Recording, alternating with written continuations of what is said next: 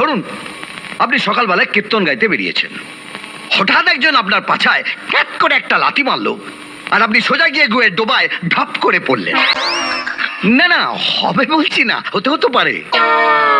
ধরুন না আপনি আমাকে আদর করে বাড়িতে খেতে দিলেন, লুচি, আলুর দম, টমেটোর চাটনি। আমি লুচি আলুর দমটা খেলাম, কিন্তু টমেটোর চাটনিটা খেলাম না। তার বদলে আপনার ওই পচা টমেটোটা পায়ের নিচে পচ করে দিলাম, আর টমেটোর বিচিগুলো পক করে বেরিয়ে এলো। আমার না না, হবে বলছি না, হতেও তো পারে। আচ্ছা, কি বলতে চান কি আপনি? এবার দরজাটা বন্ধ করি, কীর্তন হবে, খোলকার তাল বাজবে না।